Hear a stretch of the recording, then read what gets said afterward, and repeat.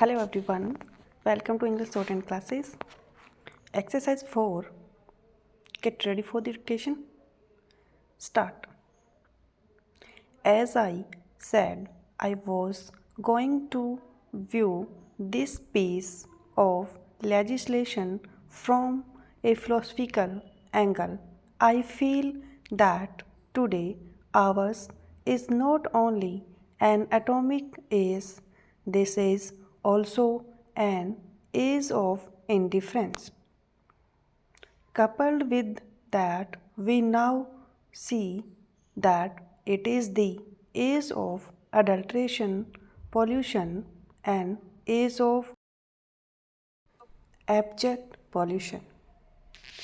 We find that citizens, even when their interests are concerned, are not interested in trying to eradicate those dangers or defects. Ultimately, the state cannot go beyond a certain point.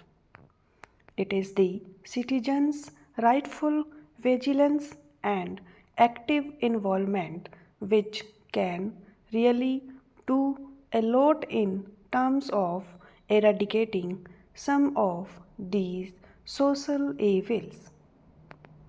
Do we find adulteration only in food articles or only in drinks?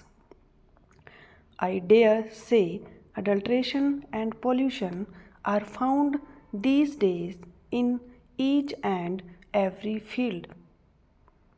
Take the political field, the economic field, the social field, the educational, cultural, literary, and even religious fields.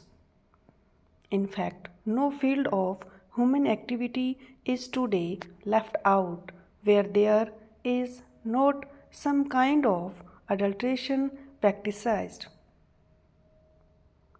The trouble, therefore, is that when we are sitting in judgment over those food adulterators, we are forgetting that in every walk of life where we have certain things to project or inject into human activity, we are also responsible for a number of such crimes of adulteration.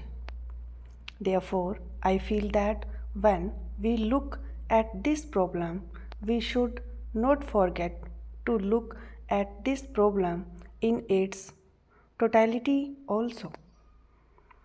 When it comes to food and drinks adulteration, I want today that it is not only injurious to health but it means slow and systematic and final death.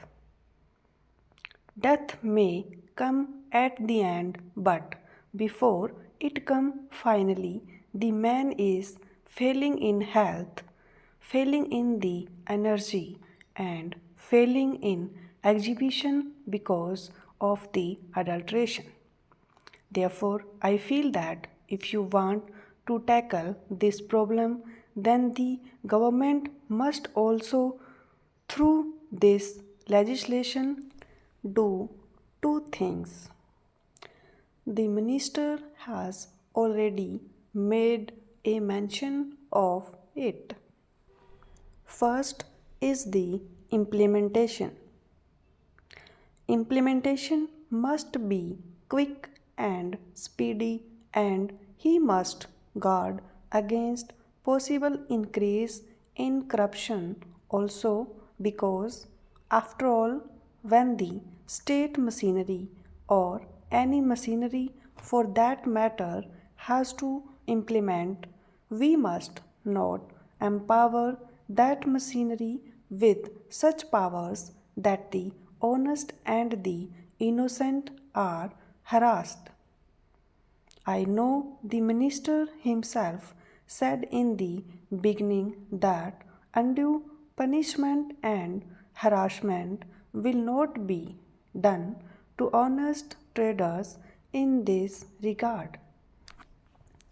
Therefore, I want that the implementation should be quick and at the same time proper safeguards should be there to see that corruption does not creep in a greater amount. Stop.